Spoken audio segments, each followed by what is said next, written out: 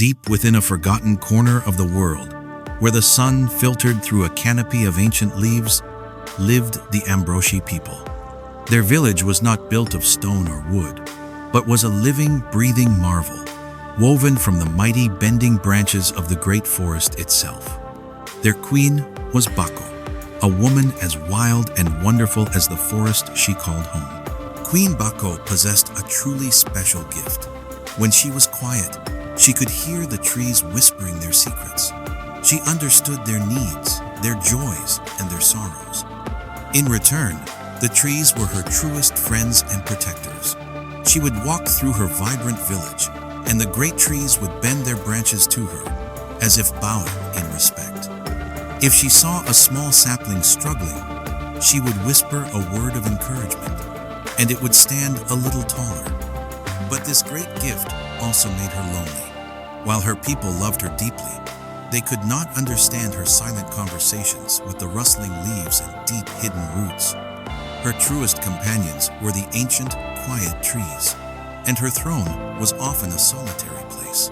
One morning, as Bako sat with the oldest tree in the village, a sharp, searing pain shot through her heart. It was a feeling she had never known. The wind carried a new smell, a terrible smell of smoke, of cold iron, and of dying earth. From the very edge of her kingdom, the trees were sending her a message not of whispers, but of screams.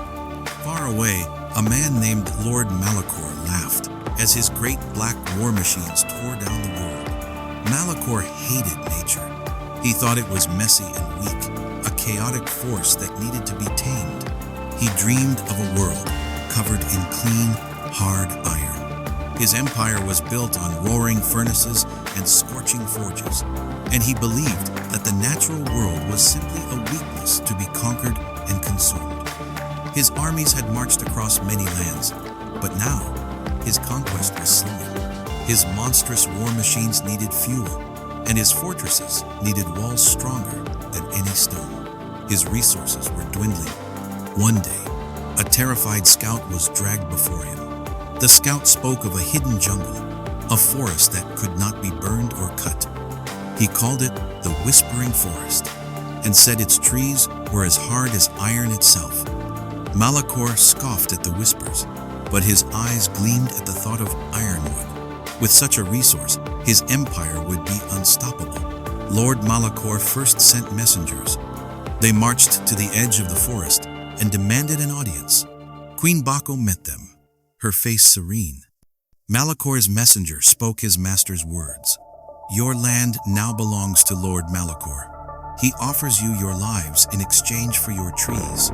Refuse, and he will take both." Bako did not speak a word. She simply turned her back and walked away. As she did, a wall of thorny vines erupted from the ground, blocking the path.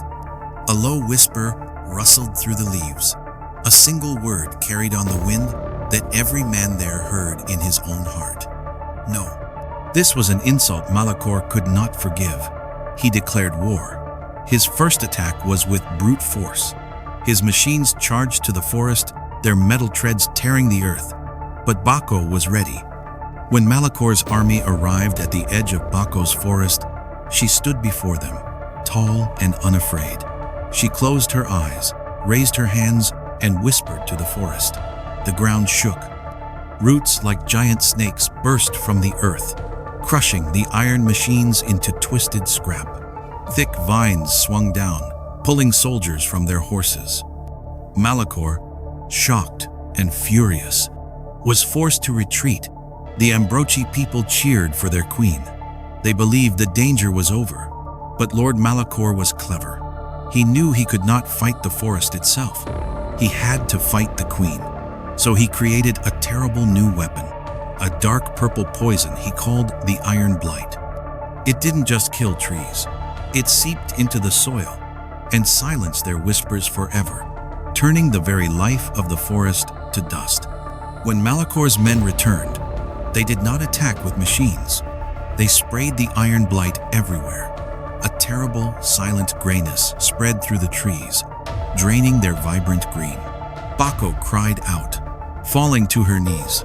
For every tree that died, she felt a piece of her own heart turn to stone. Her power began to fade. Her skin grew pale, and her people watched in fear as their strong, vibrant queen grew weak.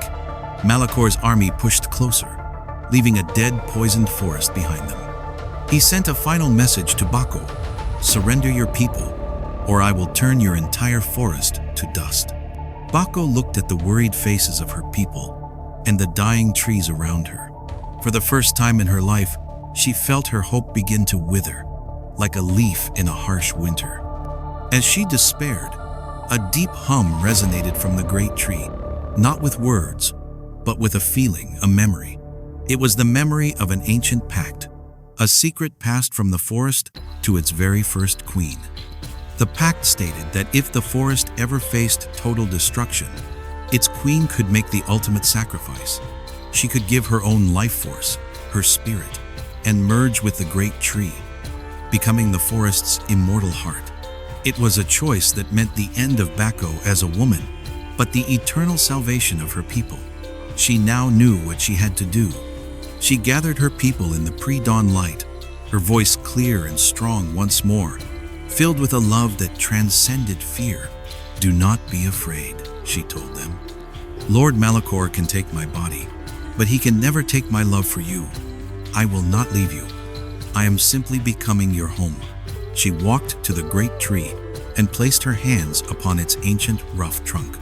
As she did, glowing green roots rose gently from the earth, not to attack, but to embrace her, wrapping around her legs and arms like a loving hug. A brilliant emerald light began to flow from her heart, pouring into the tree. Her physical form grew translucent, like shimmering glass, until her body dissolved completely into a river of pure light that the great tree drank in. As the sun rose, Malakor's army marched forward for their final attack, their machines rumbling. But they did not see the queen. Instead, they saw the great tree begin to glow with a brilliant green light. A mighty roar echoed through the jungle. It was not the sound of one tree, but the voice of every leaf, every branch, and every root, speaking as one with Bako's spirit. The ground itself split open and swallowed the war machines. The poisoned soil healed in an instant as new green life exploded from the earth. A giant branch, moving with a queen's purpose, reached down and pulled Lord Malakor into the ground, silencing his hatred forever.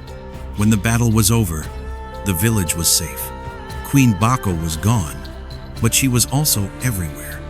The great tree now shimmered with a soft, gentle light, and its leaves whispered in a voice the people all knew and loved. They named the tree Ochakucha, which means the queen who watches. And so the Ambrochi people lived on, forever safe and forever loved, in the warm, living embrace of the queen who became a forest.